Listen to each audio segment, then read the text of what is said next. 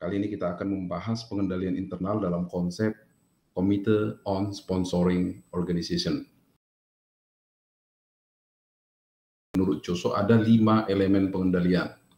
Yang pertama itu adalah lingkungan pengendalian, penilaian risiko, aktivitas pengendalian, informasi komunikasi, dan aktivitas pemantauan. Nah ini, ya, semua level atau struktur ini harus diterapkan pada setiap level organisasi. Tidak ada satupun struktur yang tidak diterapkan, baik di level entitas, divisi, unit operasi, maupun fungsi-fungsi yang ada di organisasi. Dan kemudian struktur ini dirancang dan diterapkan untuk mencapai tujuan pengendalian, tujuan operasi, pelaporan, dan ketaatan. Nah, kita bahas satu-satu elemen-elemen pengendalian internal menurut Joso. Yang pertama adalah lingkungan pengendalian. Apa yang dimaksud dengan lingkungan pengendalian? Ini adalah sekumpulan standar, struktur, dan prosedur dalam organisasi sebagai dasar untuk membawa pengendalian internal ke seluruh organisasi. Jadi penting sekali lingkungan pengendalian ini, karena inilah yang membawa pengendalian ke seluruh organisasi. Nah, yang paling menentukan terkait pelaksanaan pengendalian itu adalah Dewan Direksi dan Manajemen Senior. Jadi dalam lingkungan pengendalian ini, peran Dewan Direksi dan Manajemen Senior, atau dalam konteks Indonesia ini komisaris dan direksi, itu sangat penting dalam pelaksanaan pengendalian internal. Lingkungan ini menunjukkan sikap, attitude, dan kesadaran dari seluruh anggota organisasi, Dewan Direksi, Komite Audit, Manajer, Pemilih, Karyawan terhadap pengendalian internal. Jadi lingkungan pengendalian itu lebih menunjukkan sikap dan kesadaran dari seluruh anggota organisasi. Jadi tanpa lingkungan pengendalian yang baik, hampir tidak mungkin pengendalian dilaksanakan. Kita tidak bisa mengharapkan pengendalian berjalan dengan baik kalau lingkungan pengendaliannya tidak baik. Nah, manajemen bertanggung jawab menciptakan lingkungan atau kultur yang meminimalkan keterjadian kecurangan dalam pelaporan keuangan atau kesalahan dalam pekerjaan. Komponen dari lingkungan pengendalian itu adalah filosofi manajemen dan gaya operasi. Artinya manajemen harus memiliki filosofi atau falsafah dan gaya operasi yang mendukung pengendalian sehingga pengendalian bisa berjalan dengan baik. Kemudian integritas dan nilai etika, artinya pengendalian yang baik itu harus didasari oleh integritas dan nilai etika dari seluruh elemen atau unsur di organisasi, mulai dari direksi, dewan komisaris, atau sering disebut dengan di sini juga dikatakan dengan dekom ya, dekom.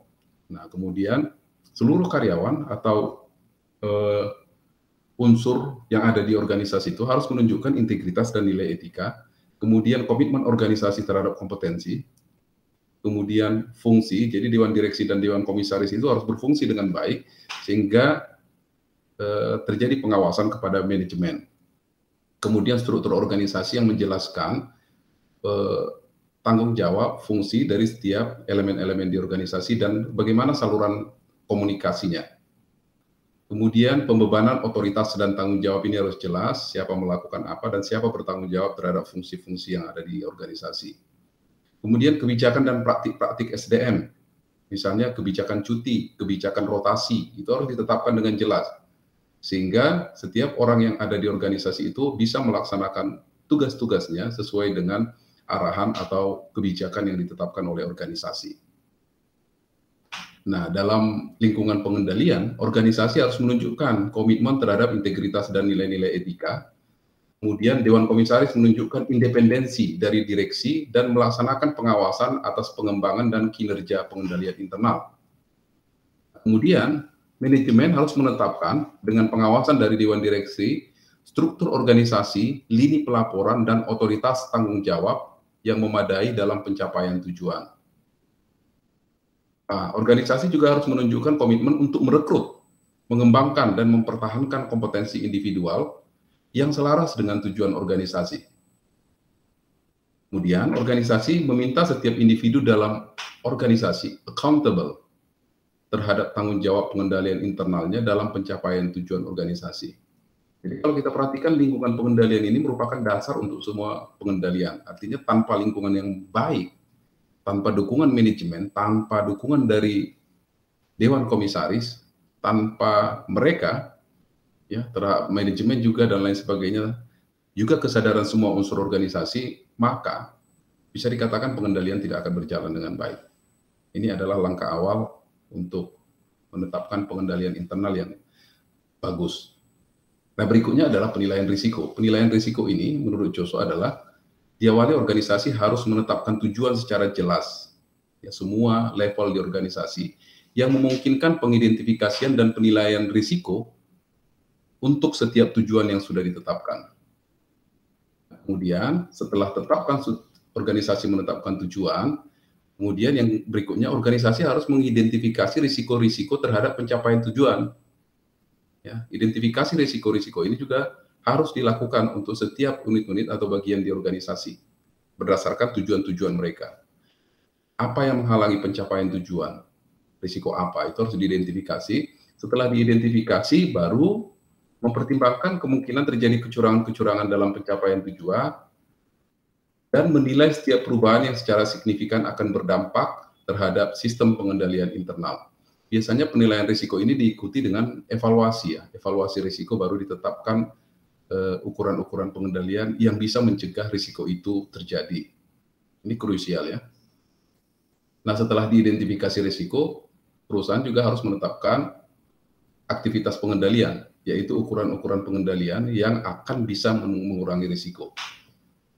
Dalam tahap ini, organisasi memilih dan mengembangkan aktivitas-aktivitas pengendalian, kemudian memilih dan mengembangkan aktivitas pengendalian umum untuk teknologi informasi, dan menetapkan kebijakan agar aktivitas pengendalian bisa dilaksanakan dalam operasi.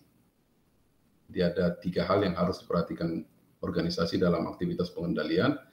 Nah, aktivitas pengendalian ini disebut juga dengan hard control. Yang umum dilakukan pertama adalah otorisasi. Otorisasi yang semestinya atas transaksi dan aktivitas. Otorisasi bentuk pengendalian preventif atau pencegahan sebelum pemrosesan dilakukan. Nah, manajemen harus memiliki kebijakan tertulis tentang otorisasi. Ada 2 jenis otorisasi, disebut otorisasi umum dan otorisasi khusus.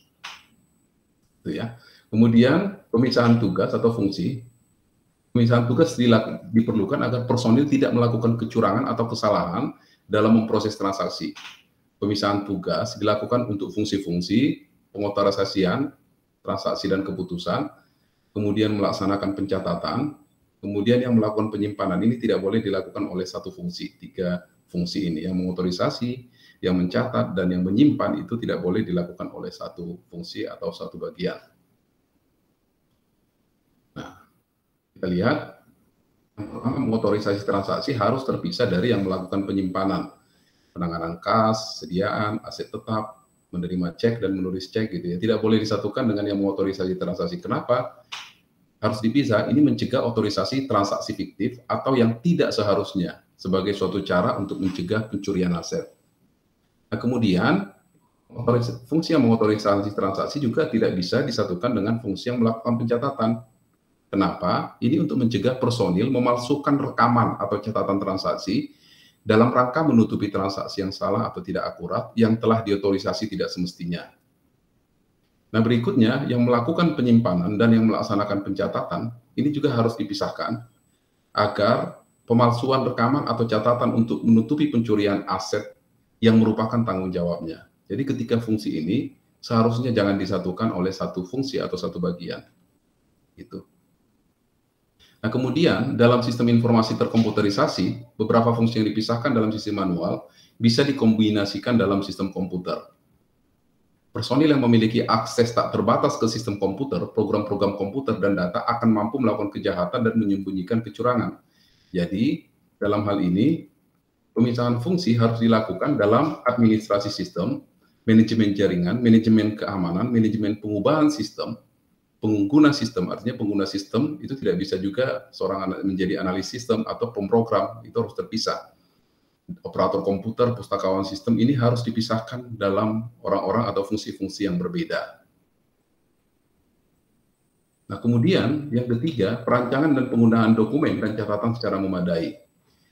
Ini akan membantu perekaman data secara akurat dan lengkap. Nah, bentuk dan isi dokumen dan catatan seharusnya sederhana. Jangan rumit sekali, sehingga meminimalkan kesalahan dan memfasilitasi review dan verifikasi. Kemudian dokumen harus memiliki bidang untuk otorisasi, jadi itu harus dipertimbangkan. Kemudian dokumen untuk transfer aset harus memiliki bidang untuk tanda tangan pihak penerima, dan dokumen seharusnya memiliki nomor urut sehingga bisa dipertanggungjawabkan atau pre-numbered, tapi yang bernomor urut juga harus bisa dipertanggungjawabkan. Kemudian setiap dokumen seharusnya memiliki jejak audit atau audit trail.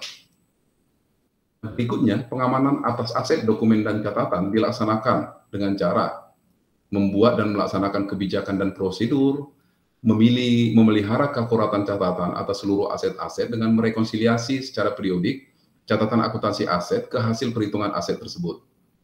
Kemudian pembatasan akses terhadap aset dan membuat perlindungan bagi catatan dan dokumen, misalnya dengan menyimpan di area terlindungi dan pembatasan akses personil terhadap aset. Nah, kemudian pengecekan independen yang dilakukan bukan pelaksanaan operasi, dilakukan sebagai berikut. Review level puncak. Mohon maaf, ini seharusnya yang kelima ya. Yang kelima. Pengecekan independen dilakukan bukan pelaksana operasi. Pertama, pengecekan independen itu dilakukan dengan review level puncak. Manajemen harus memantau kinerja usaha dan secara periodik membandingkannya dengan perencanaan, kinerja periode sebelumnya, dan kinerja pesaing. Kemudian review analitikal yang menganalisa hubungan data kinerja dengan rasio atau tren-tren lainnya. Melakukan rekonsiliasi atas catatan-catatan yang berhubungan namun dipegang oleh personil yang berbeda, membandingkan kuantitas aktual dan jumlah yang tercatat. Kemudian akuntansi dua sisi, artinya kita bisa juga memeriksa kesesuaian sisi debit dan kredit, dan review independen. Jadi review independen itu bagian dari pengecekan independen. Apa bedanya? Ini dilakukan setelah transaksi dilaksanakan. Maka pihak kedua memeriksa apakah otorisasi telah sesuai, periksa kelengkapan dokumen pendukungnya, periksa keakuratan harga, kuantitas, dan hal lainnya. Biasanya ini review independen dilakukan oleh orang yang dalam bagian tersebut, tetapi dia bukan memproses hal yang sama dari yang membuat dokumen. Nah, dalam konteks input, proses, output, aktivitas pengendalian itu bisa dikategorikan pengendalian preventif, pengendalian detektif, dan pengendalian korektif. Pengendalian preventif ini adalah pengendalian dilakukan pada tahap input untuk mencegah kesalahan-kesalahan terjadi sebelum informasi itu diproses.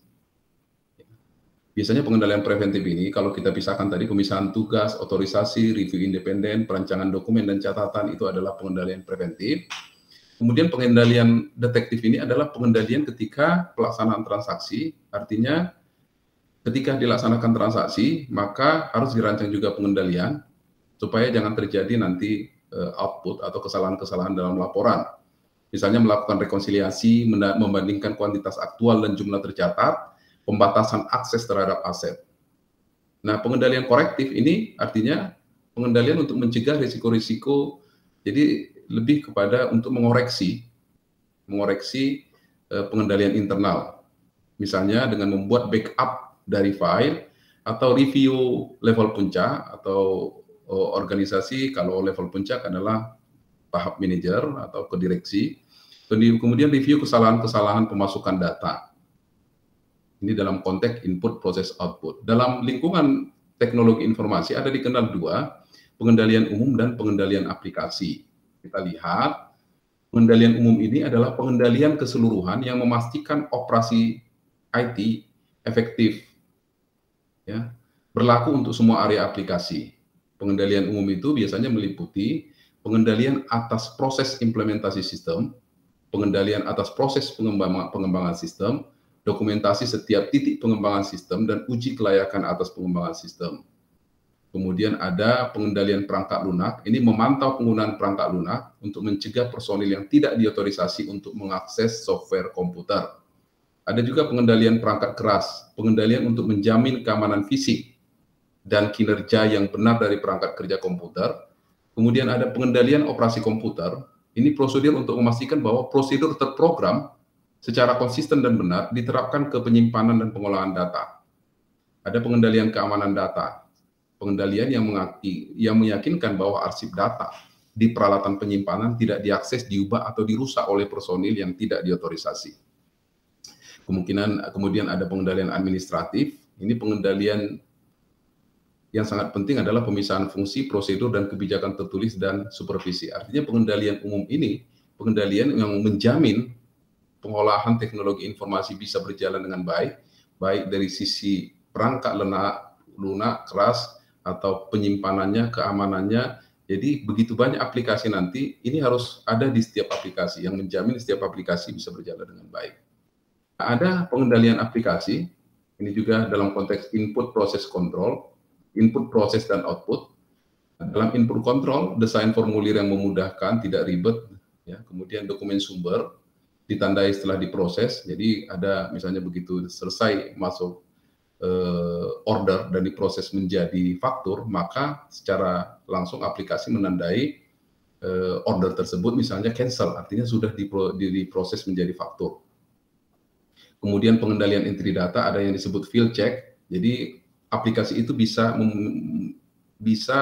mengetahui apakah fieldnya itu, isinya itu sudah sesuai.